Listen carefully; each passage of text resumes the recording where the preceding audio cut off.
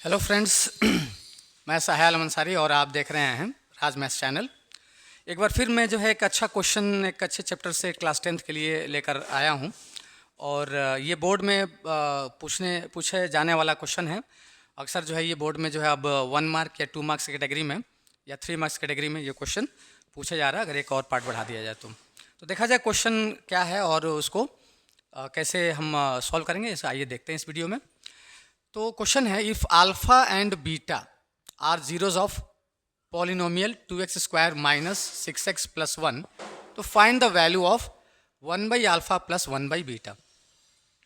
तो जो आपका पॉलिनोमियल है, ये आप जो देख रहे हैं ये क्वाड्रेटिक पॉलिनोमियल है 2x² माइनस 6x प्लस 1, क्योंकि इसकी डिग्री 2 है।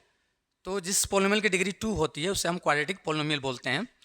तो अगर हमें इसकी वैल्यू निकालना है तो यहाँ दो तरीके हैं। एक तो आप इस पॉलिनोमियल को फैक्टराइज करके और x की दो वैल्यू जिसे हम अल्फा और बीटा कहते हैं निकालकर और यहाँ पे हम सब्स्टिट्यूट कर सकते हैं, अगर ये फैक्टराइजेबल है तो। अगर फैक्टराइजेबल है तो आप निकालकर और इस पर सब्स्टिट्यूट कर सकते हो, डायरेक्ट निकल जाएगा। अगर फैक्टराइजेबल नहीं है तो कैसे करेंगे उसको हम देखते हैं। तो जो हमारा पॉलिनोमियल है 2x² माइनस 6x प्लस 1, देखिए फैक्टराइजेबल है या नहीं देख लेते हैं। 2 और 1 को हम अगर मल्टीप्लाई करेंगे, क्योंकि प्रोडक्ट पहले देखते हैं, जो यहाँ वैल्यू होता है और ये जो लास्ट जो वैल्यू होता है उसको मल्टीप्लाई करते हैं और तब मिडिल टर्म को हम स्प्लिट करते हैं। तो 2 × 1 2 होता है। तो ऐसा नंबर जिसको मल्टीप्लाई करने पे 2 और ऐड करने पे या सब्ट्रैक्ट करने पे जो है ये वैल्यू आए, तो ये फैक्टराइजेबल नहीं है। क्योंकि अगर हम प्रोडक्ट अगर हमारा 2 है और यहाँ -6 है तो नहीं हो सकता है। तो इसलिए क्या करेंगे, यहाँ पर ये जो हमारा x² के साथ जो वैल्यू है वो है हमारा 2, जिसको हम a बोलते हैं, जो कि ax² plus bx plus c के फॉर्म में होता है क्वाड्रेटिक में। तो हम लिख लेते हैं कोएफिशिएंट उसका। b की वैल्यू यहाँ पे -6 है और c की वैल्यू यहाँ पे 1 है।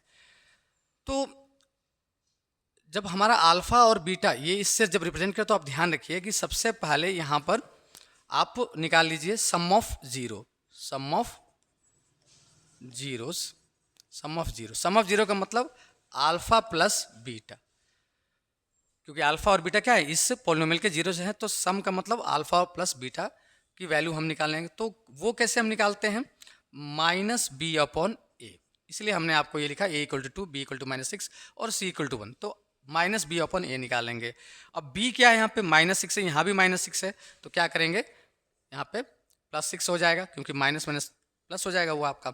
और a यहाँ पे क्या है, 2 है, तो यहाँ 2 लिख देंगे और इसको डिवाइड करेंगे तो ये वैल्यू आपको आ गई, यानी sum of zero alpha plus beta आ गया 3।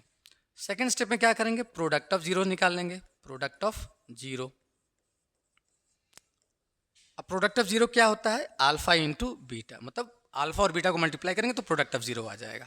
ये कैसे निकालते हैं, अगर फैक्टराइजल में तो जिस तरह से हमने ये निकाला तो ये निकालते हैं c/a। अब c क्या है, कांस्टेंट टर्म है जो कि लास्ट में होता है, और ये आपका x² का कोएफिशिएंट है। तो c आपका कितना है, 1 है, और a कितना है, 2 है। तो ये आपका प्रोडक्ट ऑफ जीरो है।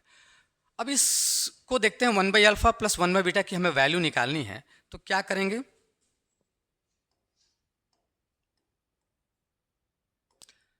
तो इसको हम लिख लेते हैं 1/अल्फा प्लस 1/बीटा।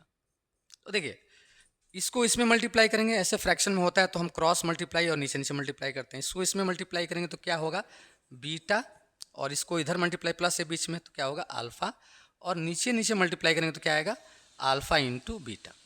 अब बीटा प्लस अल्फा चाहे अल्फा प्लस बीटा दोनों बराबर है, प्लस में इधर उधर है तो भी एक ही बात है। तो क्या आया है हमारा वैल्यू, अल्फा प्लस बीटा कितना है, 3 है, तो 3 को लिख लेंगे। अब अल्फा इंटू बीटा यानी प्रोडक्ट ऑफ जीरो, देखिए अल्फा इंटू बीटा क्या है, 1/2 है, तो 1/2 को यहाँ लिख लेंगे। अब देखिए न्यूमरेटर है आपका 3 और डिनोमिनेटर में आपका है 1/2, यानी ये एक फ्रैक्शन है। तो कभी भी जब इस तरह का वैल्यू होता है फ्रैक्शन में दिया रहता है तो उसे हम क्या करते हैं, मल्टीप्लिकेशन में चेंज कर देते हैं। तो ये जो डिवीजन है या जो सिंबल है ये मल्टीप्लाई में ऐसे चेंज हो जाएगा। तो 3 इंटू, तो क्या होता है जब मल्टीप्लिकेशन में चेंज करते हैं तो इसका रेसिप्रोकल कर देते हैं, मतलब इसको इन्वर्स करते हैं, इसको उल्टा कर देते हैं। 1/2 है तो क्या लिखेंगे, 2/1 लिखेंगे। अब मल्टीप्लाई कर देंगे तो कितना आ जाएगा, मल्टीप्लाई करेंगे तो आ जाएगा 6/1, जो कि 6 आप लिख सकते हैं। तो 1/α प्लस 1/बीटा की वैल्यू क्या आ गई? 6 आ गई। तो ये बहुत ही अच्छा क्वेश्चन है, 1 मार्क में आने का क्वेश्चन है। इस तरह का क्वेश्चन वो लोग बोर्ड में जो है आ रहा है, पूछे जा रहे हैं। तो इस तरह के जो वैल्यू होते हैं उसके ट्रिक्स भी हैं जो हम आपको अगले वीडियो में प्रोवाइड करेंगे। बट इस तरह का क्वेश्चन 1/α प्लस 1/बीटा या अल्फ़ा प्लस बीटा, तो आप जो है अगर फैक्टराइजेबल नहीं है तो आप उसको इस तरीके से इसको सॉल्व कर लेंगे। मतलब आप सम ऑफ 0 अल्फ़ा प्लस बीटा निकाल लेंगे और दूसरा आप अल्फ़ा इंटू बीटा निकाल देंगे, minus B by A alpha plus beta होता है, alpha into beta C by होता है। तो इसकी अप्लाई मतलब इस चीज़ का आपको ज़रूरत, इम्पोर्टेंस जो है इसका जो इम्पोर्टेंस है वो आपको उस क्वेश्चन में देखने को मिलेगा, हमको अप्लाई इसको करना पड़ेगा। तो अगर फैक्टराइजेबल नहीं है तो इस तरह से ईजी में आप उसकी वैल्यू निकाल कर, और जहां आपको सम ऑफ 0 यानी अल्फ़ा प्लस बीटा दिखे और अल्फ़ा इंटू बीटा आपको अगर देखने को मिले तो आप उस वैल्यू को सब्स्टिट्यूट वहाँ पे कर सकते हैं, रख के, और आप निकाल सकते हैं। तो अगर वीडियो पसंद आया हो तो लाइक और सब्सक्राइब जरूर कीजिएगा। Thank you very much.